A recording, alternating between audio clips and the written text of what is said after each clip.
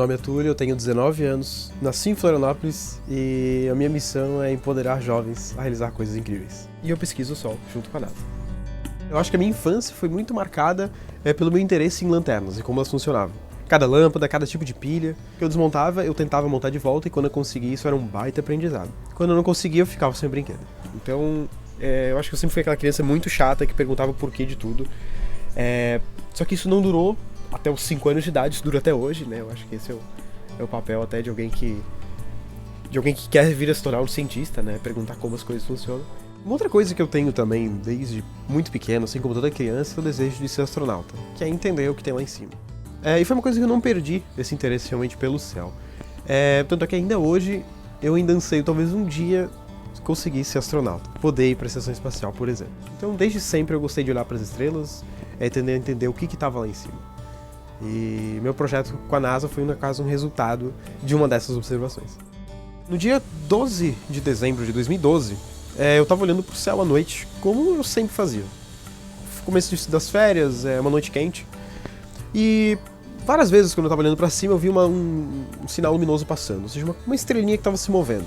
Nesse dia, especificamente, eu decidi descobrir o que era aquela coisinha que estava passando ali no céu, naquele exato momento. Então eu abri o computador, em um programinha de planetário, e eu descobri que era o telescópio Hubble.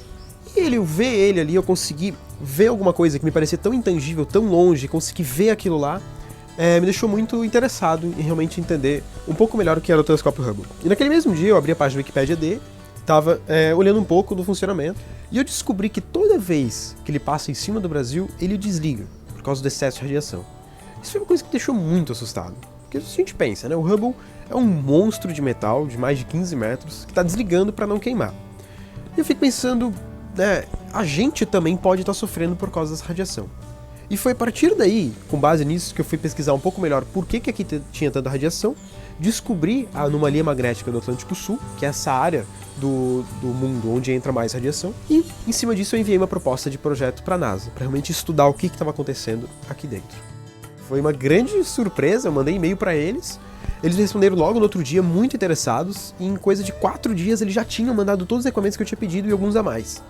Então foi muito legal, eles deram uma grande assistência, realmente um processo de mentoria para alguém que queria fazer um trabalho embrionário e que se tornou uma coisa muito grande, muito legal.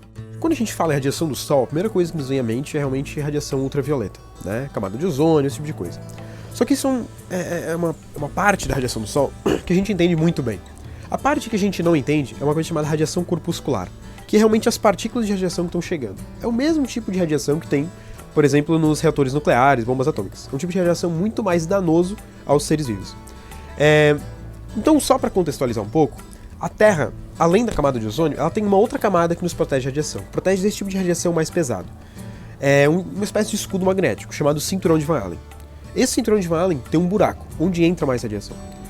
Só que ninguém sabia dizer exatamente quanto a mais de radiação estava entrando dentro desse buraco, que está localizado em cima do Brasil, comparado com os lugares do mundo.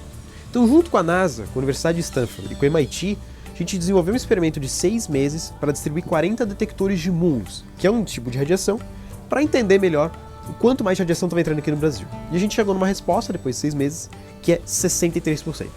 63% mais radiação do que qualquer outro lugar do mundo. Bem, a minha tarefa era executar realmente o grosso da pesquisa, tá ali no dia a dia. Foi realmente montar todos os equipamentos, ir atrás de verba para pagar os impostos, pagar as estruturas metálicas das antenas, de tudo que precisava, estruturar um mini laboratório, montar todos os equipamentos, fazer manutenção, realmente fazer essas medidas e entregar. O trabalho de análise também foi grande parte feito por mim e pelo meu professor orientador, o seu Vitor Herrero Arieta, da Universidade do Arizona. Então a gente junto que desenvolveu todo esse projeto. Nessa época eu tinha 16 e 17 anos. O projeto durou 1 ano.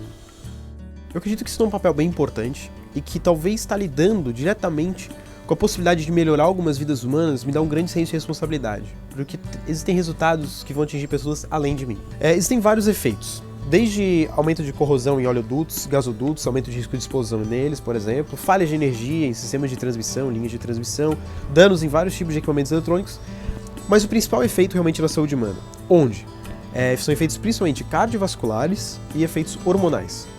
Então, isso é muito interessante, porque a primeira coisa que a gente pensa quando se relaciona com radiação é câncer. Só que essa quantidade de radiação, ela não é suficiente, pelo que a gente sabe até hoje, para criar um aumento significativo nos casos de câncer. Ela atua de uma forma muito mais sutil.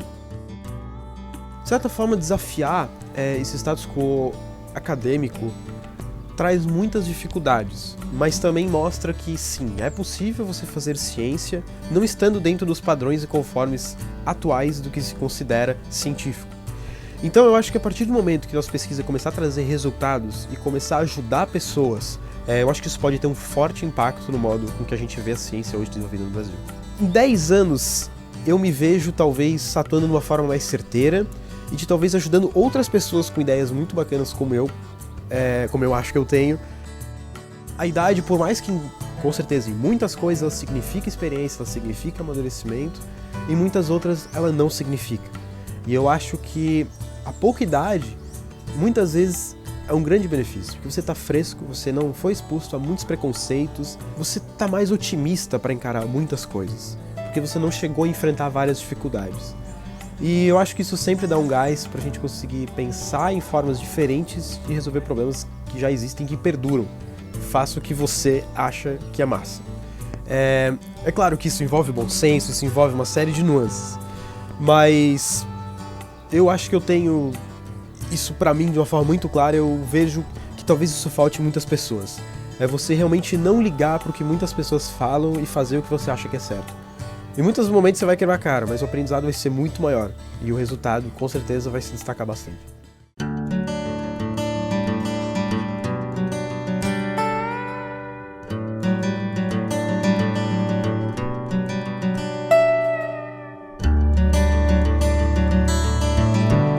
Oferecimento Tractebel.